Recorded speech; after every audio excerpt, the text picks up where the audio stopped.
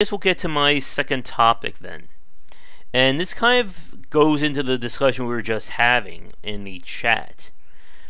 And that's about what happens when a good game still fails. And it unfortunately is a sad reality when it comes to the game industry. So if you missed the Saturday Night Grabback stream, I played through Ironclad Tactics and Jamestown. Two games released in 2013 that were very polished and, a lot of work was put into them, and they failed massively when it came to marketing. Ironclad almost took Zachtronics down, which then they bounced back with Infinite Factory, TIS, and so on. But Final Form Games, the makers of Jamestown, did sink, and they never recovered from the cost they put into that game. And it's one of those very sad realities when it comes to the game industry that just because you have a great game, it doesn't mean that you're going to have a successful title. It's basically what I said during my presentation, that there's more to being successful in the game industry than just understanding what game design or being a really good programmer. And this kind of is a good segue from our first topic, which for people watching this recorded was talking about the Epic Games Store. And how when it's coming to the Epic Games Store, they are trying to court developers first instead of getting consumers. Because they want developers to feel like they have the best possible chance to succeed, which Steam really hasn't been that place for probably 5-6 years at this point. And as what we've been saying in chat, Steam has earned consumer goodwill. They will, unless Gabe Newell comes out and gives every consumer the finger, they're going to keep consumer loyalty for the foreseeable future. And trying to convince somebody to try out a new game or try out a new digital store can be a very hard task. And this is all the more so when you're dealing with very niche-driven games. Ironclad Tactics is a Civil War steampunk CCG style game that even had multiplayer and competitive modes. It was just a game that it was just not a very marketable game, unfortunately. Jamestown, again, a steampunk that was Revolutionary War, or I think a Spanish War, but with fighting robots and Lovecraftian monsters on Mars. And so many of these games have very high production values. You can tell the developers didn't just rush through to make this game. But if there is no market for that game, or the developers aren't good at marketing, what happens? Well, I can answer that own question. They will usually lose on that title. And it's very hard, I think, with so many games coming out to, again, treat every game with the amount of time it deserves. I'll give you an example. I have a first look video I just did on this game called The Texorcist, which, let me look this up really fast. It is not available yet. It is not even on early access right now. But it is a bullet hell meets Typing of the Dead kind of game. And it's going to be one of those very weird games in terms of who is that going to be marketed towards. Because at the end of the day, your game needs to have a market. If you even want to have any chance of succeeding, somebody somewhere out there needs to want to play that game. Because if they don't, then all you have is something that's more of like an experimental project than an actual product. And as we said before, for a lot of developers, they view marketing as this evil thing. Again, you're selling out. But as we've said, good developers understand the market as much as they understand design. They know how to put their game out there. They know how to get in touch with people. They know, how to successfully make a website or make something that looks appealing. And when you do all those factors right, it will help your game succeed, or will at least mitigate the risk.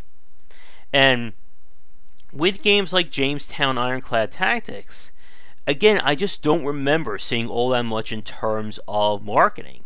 But with Mojo's point there about loyalty, for a lot of these smaller studios, I think this also goes back to the Epic Games Store, they are banking on consumer loyalty. For instance, if Paradox Interactive, and I think this is actually a really good point from our last section, if Paradox tomorrow announced that all their games going forward will be exclusive to the Epic Games Store, their fans are not going to bitch about that. Because their fans know that nobody else is making a game like Paradox Interactive. And that would be a huge blow for Steam there. Because there is where we talk about that consumer loyalty to the product. And it's one of the things that many independent developers dream of. That they become recognizable enough that their name is their own marketing. Again, Clay is a good example. Introversion would be another good one. Probably even the developers of Dead Cells now. And of course Red Hook with The Darkest Dungeon, a Motion Twin. Like, once you've had that first really great game, people are going to associate you to that and they're going to follow you around. It's the same thing with YouTubers or streamers. When somebody big switches their streaming platform, they know they're going to have fans who are going to go with them because they like that person. But you have to already have a fan base for that to work. You have to have people already willing to support you to that level. And it's very hard, I think, for a lot of developers starting out to get there. Because what happens when you're just starting out and you're trying to switch stores, you're trying to figure out where you belong, and you don't have that following? Again, there are people out there who have literally sold less than 10 copies of their game. And when that happens, again, it doesn't matter if your game was great or not. Chances are you're going to have to do something drastic if you want to stay in business. But getting back to Pavel's point there, that there are plenty of good games that have failed, sadly. And while they can certainly deserve for success just on the merit of the work, unfortunately that doesn't seem to work in real life. Again, we've talked about how the impact of Total Biscuit... the impact of Total Biscuit has had on spotlighting deserving or niche games. But I guess that's the really weird point there. What if that game is a very unique game? Maybe it is only like a 30 to 40 minute game that's very amazing or interesting. But most people don't hear about it, they don't even play it. For instance, we looked at that Brocat game last Saturday, which is a very weird game, but from a gameplay point of view, it worked pretty well. I think everybody who watched that really enjoyed it, and I'm pretty sure only 2 people have played Brocat. And I think one of them is just me and maybe the developer.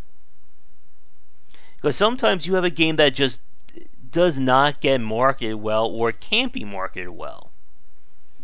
And that's when people turn to streamers and YouTubers. Let me see. Yeah, there is literally no discussion in the Brocat forum right now. Again, I'm pretty sure I may be the only person who played that game.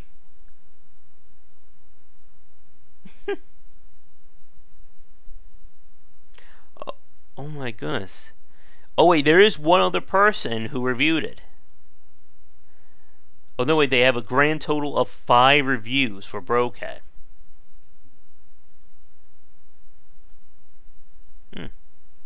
But the other ones aren't showing up.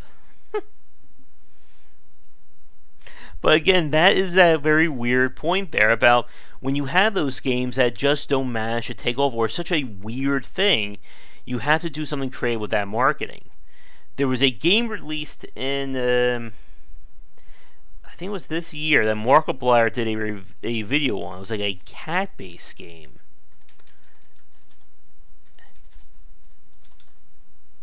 Here it is, Puss. It's just a frenetic mess of seizure-inducing graphics. Yes, it is on Steam. It's a full release.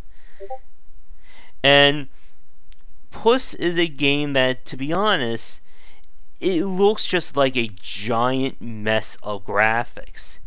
And their marketing for the game was basically, let's be as weird as possible. And right now I'm seeing a cat riding a unicorn in their video on it.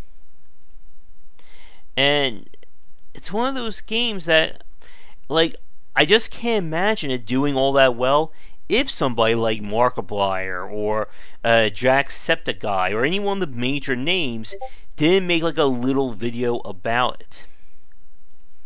And it just seems like a case of, like, did these games deserve to succeed? Because, I don't know. Because, again, who is the, I guess, the arbiter or the judge of whether or not a game should be that successful or not? Because we all have games that we hate that still turn out to be successful. But it's always a shame when you see games that deserve to at least have some level of success, even just breaking even, don't get that far. And like I said, like, for a lot of the companies or developers who do put everything into these individual games, the problem though is that typically these are the studios who go all in, and when their game doesn't succeed, it usually means the end of that studio. And it's very hard, I think, as we've said, for developers to stay in this industry, especially after they've had their first big game or their first dream title. And it sucks because, and it's kind of weird how these two topics kind of, or our two topics as we kind of flow into each other. That while a lot of people are decrying developers who are focusing on the Epic Games Store, it does raise a point.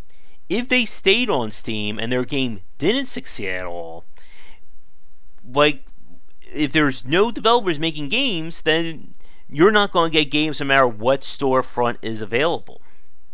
And I think developers are now just trying to do whatever they can to keep afloat in that regard. Because again, companies like Red Hook, Clay, Introversion, they're not in any danger of going under in the foreseeable future. But if you're a first-time developer with a experimental or unique game, and you have the choice between launching on Steam or launching on Epic Games, I think most developers are now going to try for Epic Games.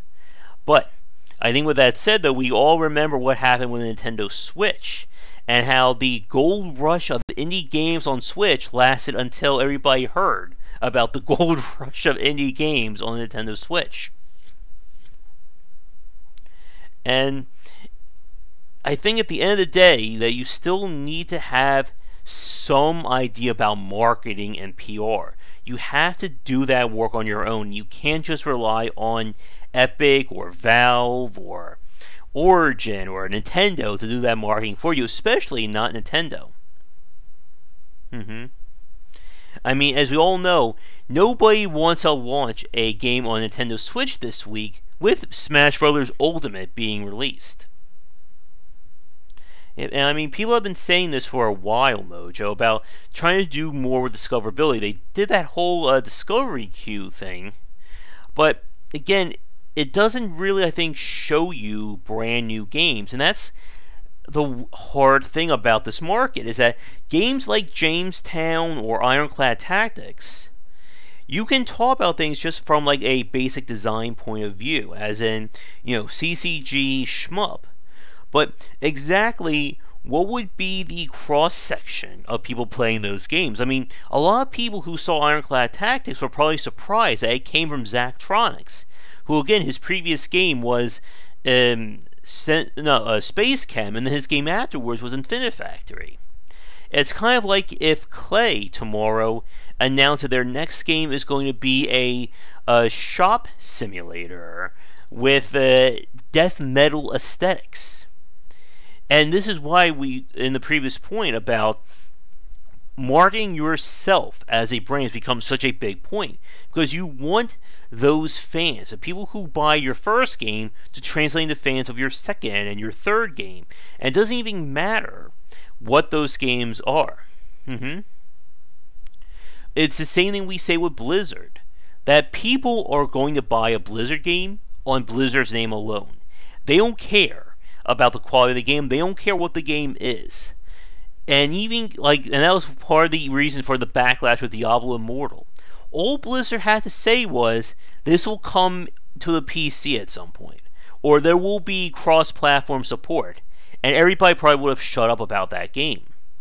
But they basically committed the cardinal sin of this kind of marketing, and that is basically throwing your fan base under the bus. And while Blizzard doesn't deserve death threats and people rioting in the streets, they definitely deserve a lot of the criticisms surrounding that announcement. But that again comes part and parcel to being your own brand and what happens when your game does succeed. Because, yep, exactly. Yes, Desto. That, again, with our Weird Games segment, I'm just mentioning a small section of the games coming out. Let me see here. I was just reading a conversation that Rami and I were having about gacha design. That would be another topic. Let me get rid of that here. But getting back to things on hand, that there's so many games being released that the front page is it. It's the same thing for any digital store. That nobody is going to be scrolling down 30 pages of text or 30 pages of images to find what games are coming out. They want to see what's new. They want to see what's being updated. The fact that Company of Heroes 2 is free right now, which I don't even remember if I own. That's the scary part. I think I own it, but I don't remember for sure. And they try this with the whole creators thing, that they have creators trying to pitch games. Yep. And again, it's that catch-22. It goes back to what the whole Steam cut thing. Steam is offering more money. Yay! They're offering if you sell 30 million copies. Okay, how many independent developers are going to hit a 30 million copy mark? Hell, again, how many independent developers are going to hit 500,000 copies? If Ironclad Tactics and Jamestown I almost said 500 million. They had even 500,000 units sold. Those games would have done so much better. They would have kept those companies going. We probably would have seen Ironclad Tactics 2 or more from Jamestown. But getting your game on there is the big deal. Now, you always have the new and trending page. Apparently there's a game called Evil Bank Manager that just came out. What?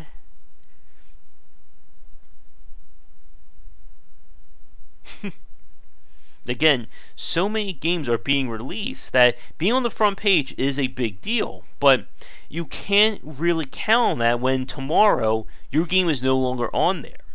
So the games that do manage to stay up are the games that are already going to be big successes, or are. Again, I'm going to say that stuff like Just Cause 2 is going to stay on there. Let's see. Even Fallout 4 is still on there. If you look at top selling, we still have the Elder Scrolls 5 is listed on there. Farming Simulator 19 is still considered a bestseller. Again, there's a lot of people out there who want to be a farmer. But yeah, the very first thing you see when you go to the Steam store page right now is a giant splash banner for CSGO Danger Zone. And then if we look at the featured and recommended, we've got Grand Theft Auto, Artifact, Stellaris, Company of Heroes 2, Path of Exile, Killing Floor 2's announcement, another Stellaris update, Insurgency, PlayerUnknown's Battlegrounds, more Stellaris, Stardew Valley, and Black Desert Online. Okay.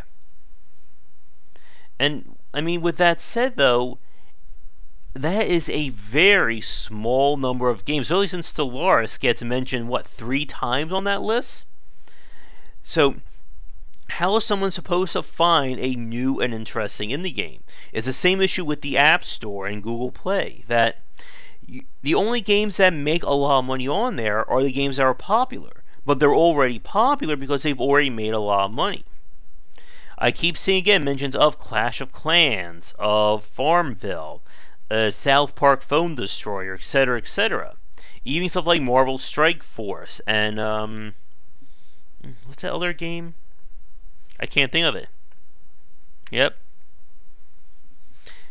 But it's that again. Is that of course that it's another one of those catch-22s that how if you build your community around a niche game, it will succeed. But how do you get a community for a niche game in the first place? Because again, like how do you market something like Ironclad Tactics, especially if it's something that's off script from the rest of the games from that studio? Again, a lot of people, like the people who tried Ironclad Tactics, typically had rave things to say about it. But how many? But again, just a small number did. Let's see.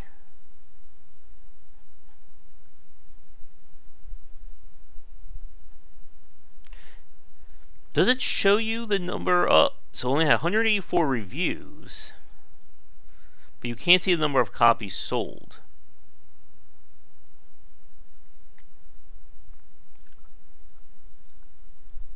But yeah, most of the people who played it gave it a thumbs up. But again, if not enough people play it, then you're in trouble. Like, to give you another example of a game that I thought should have done better was Dissecting. We played that on the grab bag a few months ago, and that game is dead. The studio is dead. They got foreclosed. The game is now owned by the bank. And there is no hope anymore for Dissecting. And unfortunately, again, it's those cases where... Wait, what's this? Yeah, the last update came in October and did not look good for them. But it's again a case where you have a unique and original game, but you can't really sell unique and originality these days. As we said, there's that very fine line to walk between a game that's 100% unique and a game that's 100% refined. Yep. Or get your game covered by Markiplier or PewDiePie, and then you're gold there. And like we said, this was one of the big reasons why a lot of people came to respect Total Biscuit as somebody who did grow very big and very powerful in the independent scene, but still gave time to smaller developers who still checked out the games that were sent to him. And again, having Total Biscuit, or the late Total Biscuit, look at your game, was essentially free marketing right there. And a lot of developers, I think, really succeeded because of that. And again, it always leads to that positive cycle that if your game gets picked up by a big name YouTuber or streamer, you're going to get a lot of views. Those views are going to translate to more interest, which means more sales. The more sales mean that your game's going to be kept on the front page more, so more people know about it. So you get more sales, so that more streamers and YouTubers cover it. So it keeps getting well known, and you're golden.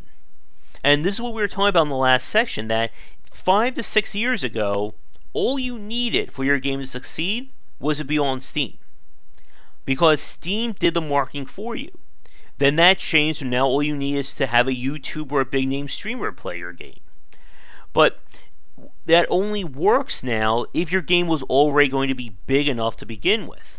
Like we said, the chance of Markiplier or Ninja or PewDiePie or any big name influencer of playing like a small, an independent game made by 3 people with no marketing is slim to none. And it doesn't matter how great that game is, it doesn't matter how original, if it doesn't have a big name behind it, they're not going to cover it. But if they're not going to cover it, then those games will never become big to begin with, and then we lose those ideas. And it just really is a poor position for everyone around. Because the fans who do love a game like Ironclad Tactics or Jamestown, they would probably have bought anything else from Final Form, or we know they went and bought more games from Zachtronics, because Zachtronics has a built-in fan base, the same way as Paradox Interactive does. Again, Paradox can announce whatever the hell they want, and their fans are going to buy it. And developers will kill for that level of brand loyalty. But getting to it is never easy. I just want to look something up really fast. So there's the soundtrack. There's the deluxe pack. I mean, Jamestown sitting at 81% on Steam or Metacritic.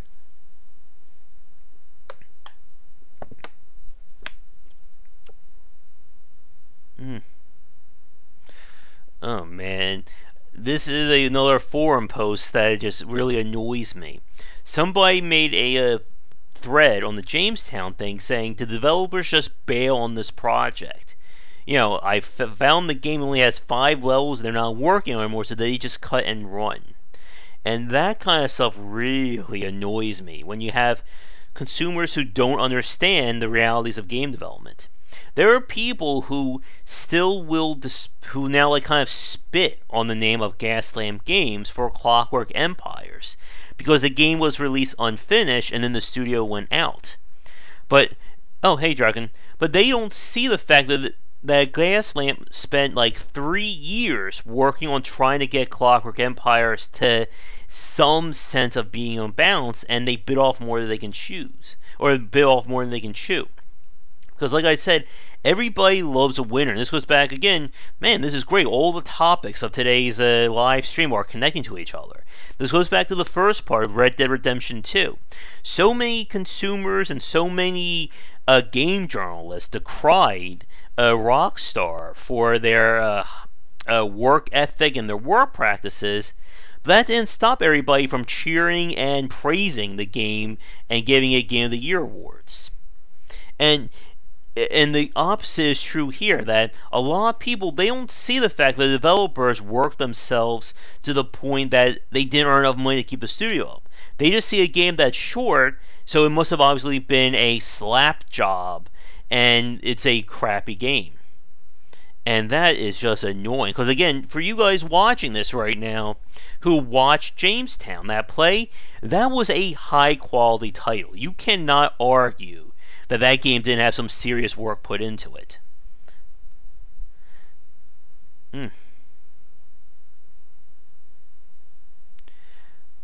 But yeah, people are still saying that they want more, the developers are lazy and stuff like that. The one we just played on stream Saturday night, Mojo.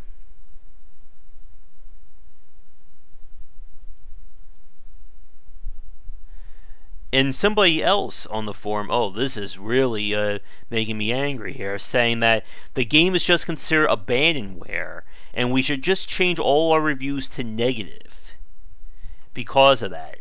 Yeah, that, again, this is one of those issues I have about the whole review bombing, and again, about just the lack of education on the consumer's point, or part about this. That people will praise Red Dead Redemption 2. I highly doubt many of the reviews about it dock them points for, again, their work practices. In fact, I just want to see something here. One second, I need to do a quick little research.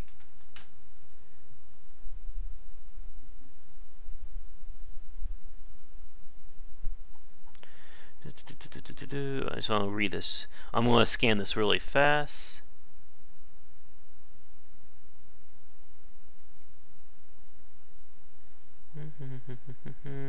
I know this is very exciting for everybody watching.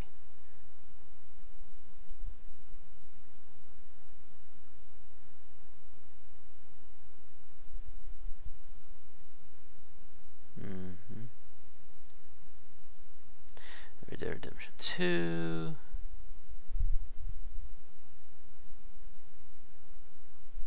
Like, I'm reading a Polygon's review about Red Dead Redemption 2, and while they do slightly mention the fact about the whole issue of the cost of making that game, that didn't stop them from praising the hell out of the game and making tons and tons of, opinion pieces and videos about the game. And again, this is the kind of thing that just really annoys me. That so many games that a lot of people don't care about what goes on as long as they get a quality product. And when there's issues like that, they don't understand what went into it. Like, there are people... Yeah, Steam has definitely spoiled us. I would agree with that, Koopa, as well.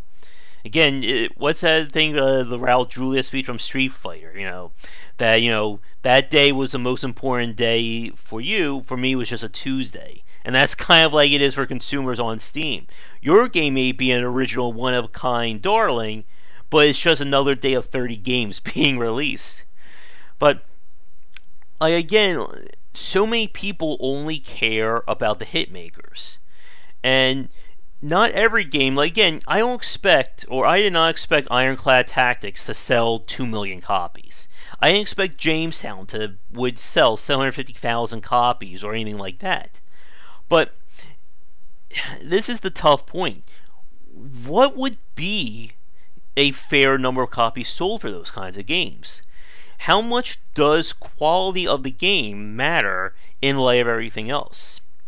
And then conversely, how much does controversy matter to a game being sold? Again, consumers, I don't think they care about this stuff. Like, again, Polygon, Eurogamer, Kotaku, Destructoid, you name it, they could make hit pieces about Red Dead Redemption 2. They could have said all matter of this is a horrible place to work, this is terrible. It's not going to matter a damn thing. That game was going to sell probably like $5 billion in sales and revenue when all is said and done. Probably more than that. I may be conservative in saying that game's going to make $5 million or $5 billion.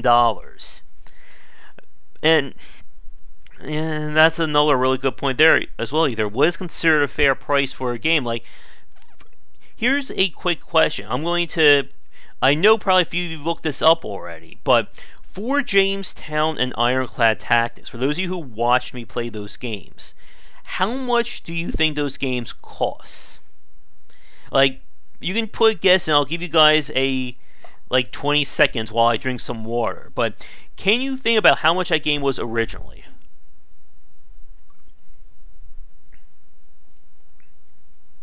I have way too many windows open, by the way. I got oh my goodness, I have 15 different tabs in Chrome open. Let's see.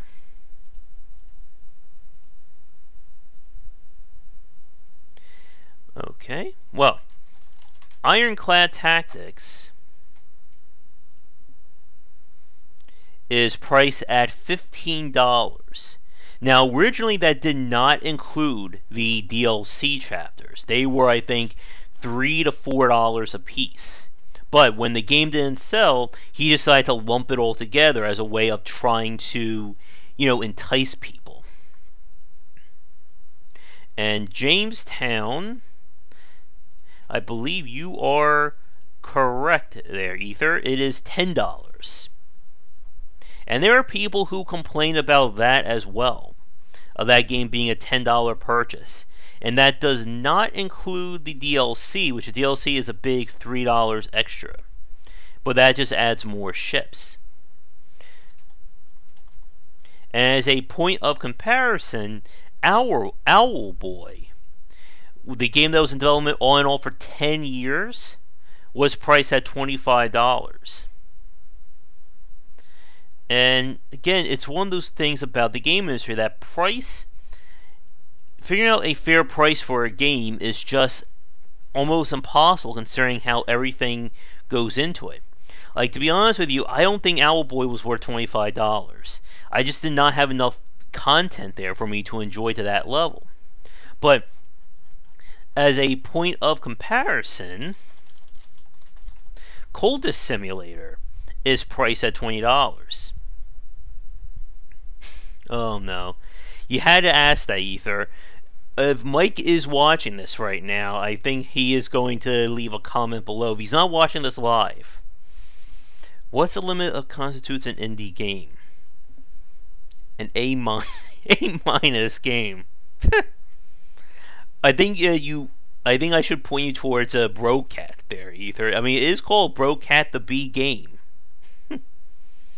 But yeah, I mean, this goes back to Kuba's point earlier, that the bar is continually raised. I mean, if Jamestown, I think, came out 3 years earlier, even maybe 2 years earlier, I think that game would have been a massive success. Maybe Ironclad Tactics as well. But, I mean, today, you look at the games being released, yeah. Desto's point also goes with the issue of that Donut County game.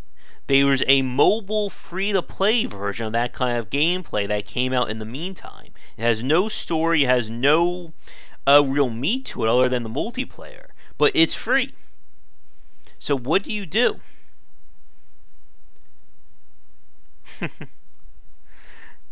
Or here's another good one. Return of the Obra Dinn right now.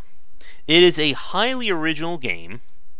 It won, I think, Best Aesthetics or Best Art Direction at the Game of the Year Awards, but it's priced at $20. Where the Water Tastes Like Wine is $20. And yeah, I don't want to, keep ragging on that game, but I do not see $20 there. I don't, unfortunately, I think for myself and a lot of consumers out there, we don't care that you got Sting to be a voice actor in your game. We don't care if your game has original folk music and, a focus on storytelling. If the gameplay's not there, it's not going to drive people to it. The same reason why Gone Home, releasing at $24, still, shocked my brain when I remember looking at that game. Or even stuff like the Stanley Parable, releasing at $15 originally. Why are those games priced at that level where, something like Jamestown priced for $4 or $5 less, or even $10 to $15 less, didn't do all that well? And you can argue, of course, that the marketing is a big deal. Again, probably more people know about Where the Water Tastes Like Wine just because of all the critics talking about it, yeah, rather than the gameplay. Yeah, almost like it's basically a humble bundle for independent developers rather than for charities. I mean, we've seen a few do that. There's been a few not on Steam sales. There's a few like indie darling bundles and stuff like that. But the problem, though, there again is that if you let the consumer basically pay what you want, and each IO does it as well, how many people are going to pay you a good amount? I mean, I hate to be, this is going to be, to bring this up, but it's the same thing with the Patreon. That you can leave things up to anyone to donate and stuff like that. But at the end of the day, how many people are really going to sit there and go, you know what, I really like you, here's $500 a month? It's not going to happen. And in the rare cases that it does, that that is more an exception to a rule, yeah? Like I said in my video, YouTube is not a job. And for everyone watching this who follows big name YouTubers, tell them that. Tell them that from me and see what their reaction is. But the point is that at the end of the day, though, you can't really count on like a charity or donations if you expect a game to succeed without other things going on for it. A really weird case in point there is that Dwarf Fortress, for instance, has thrived and is still going thanks to donations by fans. But the developer has gone on record saying that he was going to make that game come hell or high water. He doesn't care if that game sold 40 billion copies or if it sold 4. That was a game he wanted to make, and so on and so forth. And we do see developers, again, that passion is such a strong thing. Stardew Valley could have turned out to be a colossal failure. The same goes for Five Nights at Freddy's. But with Stardew Valley, he resonated with a lot of people, and that's what independent games do. But again, did he do? Honestly, I don't know this. If anyone can answer this, let me know. Did he do marketing for Stardew Valley before the game's release? Because I only heard about it after the game came out. Yep. Okay, so he did do marketing for it. Okay. And yeah, that's the big point. Because I said this on my presentation, which I'm going to be uploading the footage of it in a few days, maybe even Monday or Tuesday, that a lot of people, including myself, we only see the game released. We don't see the months of marketing. We don't see promotions. We don't see a developer spending 2 to 5 years of their life working on a game. With something like Jamestown and Ironclad, somebody new is just going to go onto that store page, see a game that's $10 to $15, see there's no more development, and then assume these are just lazy developers who phoned it in to try and get a quick buck. But on the other hand, you'll look at something like Darkest Dungeon. They'll go into a store page, or they'll go to the forum of Darkest Dungeon and go, oh my god, this game is huge, it's amazing. Developer must have just gotten lucky. You know, all these people just bought the game because the gameplay is good and nothing else. But again, Chris and Tyler did over a year of marketing, promoting, building the community up before it was ready for Kickstarter. Yep. I know Jake Burgett does that as well. Like, he's on a lot of the casual portals for games like Shadowhand and Regency Solitaire and etc. etc. Because again, they do marketing, or they did marketing. They understood where their fans are, and they went there before the game comes out. As I know a few people I've spoken to, I think John Brieger, I think when we spoke with Tim, yeah, Bullock, he went to Mexico. Yeah. But when I spoke with Tim again, Tim Ruswick, that, like, we said this, that if you wait until your game comes out to do marketing, you are too late for that. You should be doing marketing like the second you have something that you can start showing people. And yeah, Trayvon with Bullock, they showed the game in Mexico due to like the strong Mexican heritage of, you know, the Incas and all that, and that's where they started from. Now, arguably, he had some problems with that Kickstarter, but he's at least doing marketing now for that game. He's not waiting until a month before the game comes out to start contacting people.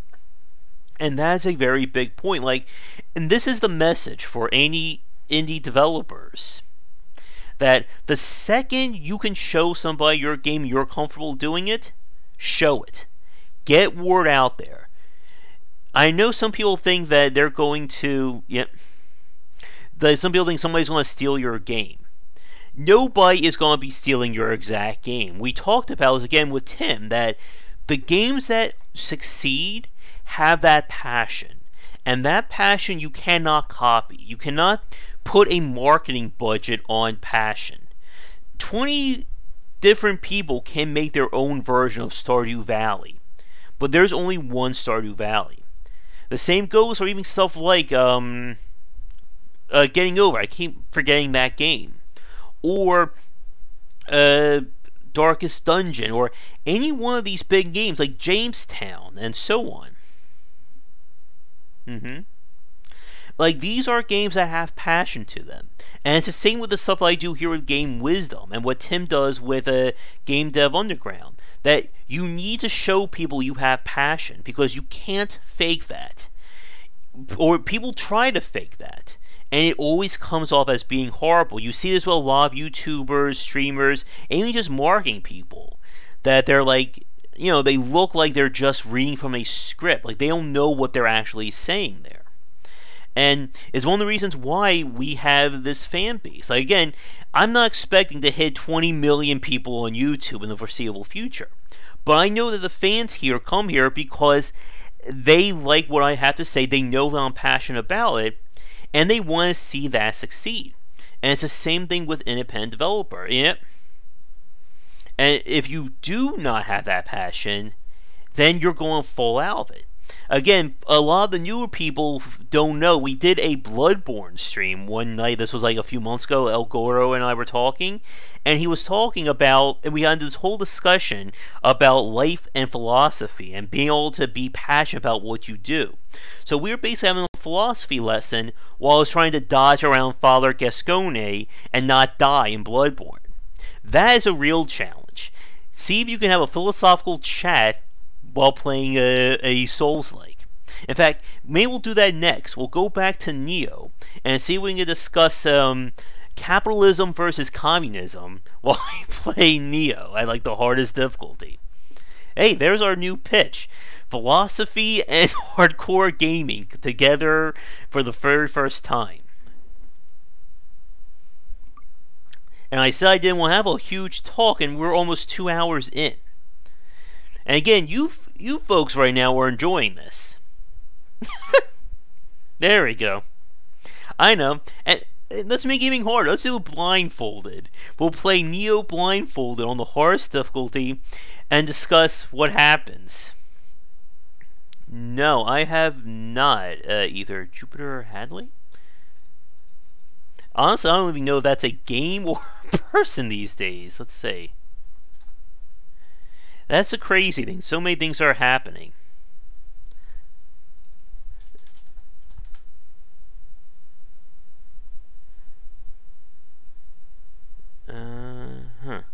Indie gamer. Okay. So that's okay.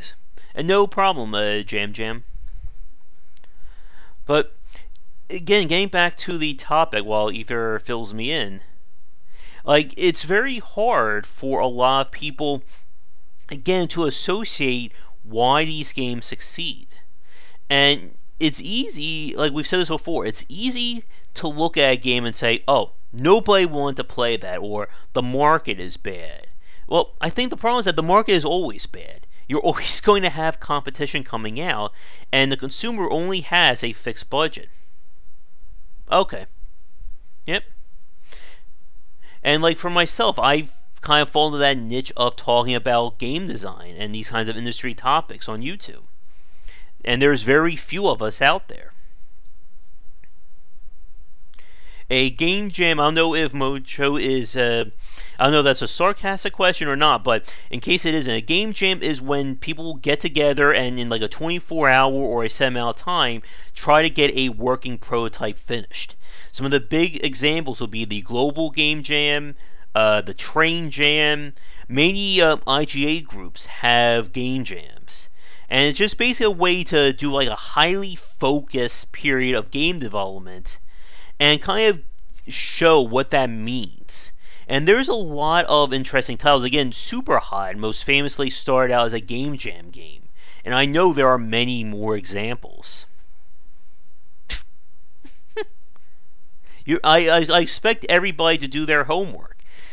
I should put up like a list of essential reading and essays to write before every stream.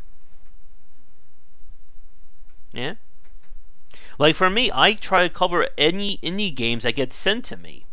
Whether, it's a great game or not or whatever, I will try and cover it. I mean, how many people covered a Bad Dream Fever or Thok? I don't know. I think I may give her a run. Well, actually, I think she may beat me. If she's covering game jam games, I just cover indie games. So I'm over, at this point, like 300 to 400 games this year. I think I must have played. If we go by like 4 or 5 games a week. Okay, so 5 to 10 minutes. Does several per video. Okay. Yeah. But again, it's not easy to cover all these games, and for every game that I do cover, I'm pretty sure there's 10 to 15 more that I'm missing. Probably more than that. I mean, to give you guys an example, I did get some submissions for the Indie Game Grab Bag stream or the Indie Game Spotlight stream for the month of December, and the games that are on there I've never even heard of. Hell, I never even heard of the games that were mentioned for the last month's one. That Knife Sisters one, Memoir, Brocat. I mean, who here heard of Brocat before we talked about it on the stream? And, okay. And again, there's just so much coming out that it's very hard. Oh, nice, Ether. Mojo Den. I turned Mojo into a Brocat believer there. But at the end of the day, though, it's just a very weird position for everybody around. You have developers trying to make unique and original games, but still hoping that there's going to be a market for it. You have consumers who are willing to buy, any matter of titles, but they're being flooded with so many games that it's hard to figure out what's the signal from the noise. And then you have storefronts who are trying to market everything and build things up like that. And I think we'll begin to wrap it up here. Let's see. Yeah, we're almost 2 hours in, and it's just been me talking this entire time. Again, this is why we need Rob on, because it's his job to keep this from getting too long. But, again, bringing this back to our major point behind Epic and Steam, that the store that's going to ultimately succeed has to cater to both the developers and the consumers. And if you don't have either, it's never going to work out for you. But ultimately, when it comes to succeeding in this industry, so much has to happen that you have to be able to prepare for that. Not only prepare in terms of marketing, but prepare in case your game doesn't succeed. And this is why we say that you don't want to go all in on a title, even if you believe in it 100%. Just as Final Form games, failed. Again, we saw the flip side of that coin with Cuphead succeed when they took a second mortgage out on their house. But it could have been the opposite. What if Microsoft never picked up Cuphead? What if they just released their original vision for that game? Would that game have succeeded? Would it have been a minor success? Would it have been a major success? Would they have kept their house after Cuphead came out? Again, we will never know the answer to that question. And that, unfortunately, again, we're ending this stream on a depressing note. That is the sad fact about game development. That for every game that succeeds and is a massive hit that the studio stays alive and puts out multiple games for, it could have been the opposite. The game doesn't succeed. It fails. The studio closes. Everybody goes to do other jobs or even leaves the industry outright. And you never know, really, who... Yeah, exactly, Ether. That's live. Again, I should load up some footage of a Bloodborne right now. We can make this, again, another philosophy stream. But, like as Ether said, at the end of the day, you have to be able to do something that sets you apart and still understand your limits. If you don't have the money and the budget to do it, don't spend 15 years of your life working on some experimental, rhythm-based city builder. Let's go with that. In fact, let's make that the next Game Jam game. A dancing game that constructs buildings. Hey, I may have just came up with something. And again, you have to be able to do that work. Because you can't just sit in your room or sit in your little office and make a game and expect it to sell.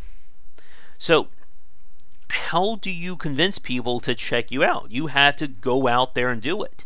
It's why I do my presentations. It's why I'm here on YouTube. The book, you name it. I think I've heard of that one.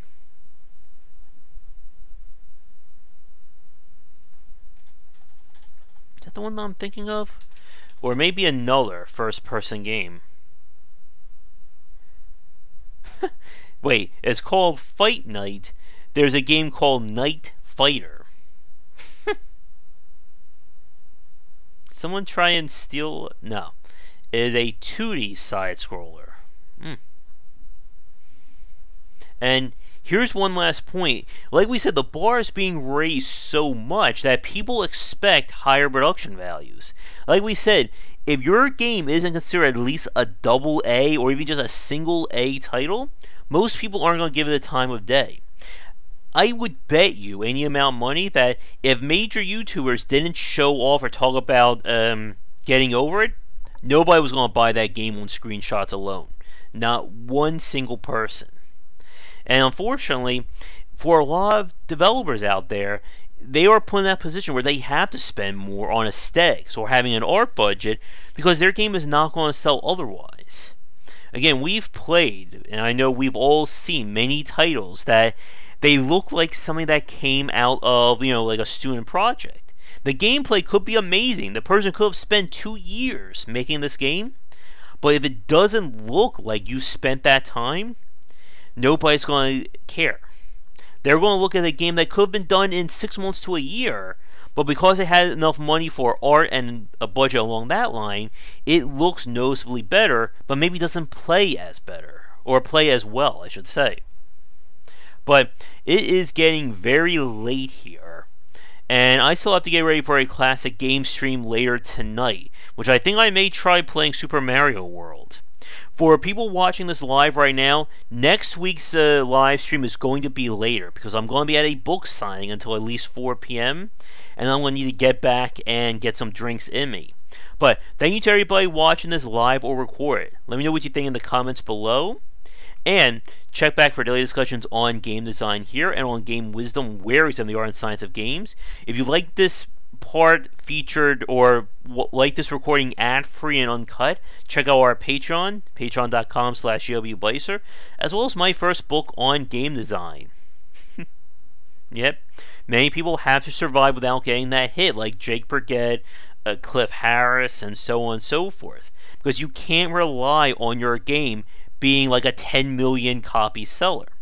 But don't say anything else or I'll be talking for another hour or so. Thank you everybody for tuning in. I will check back with you all tonight for our classic game stream. Be sure to check out our Discord again, link down below. If you'd like to hang out and talk game design, where I don't have to lose my voice. I can just break my fingers typing for hours on end. But until next time, have a great day, and we'll talk again for our next stream.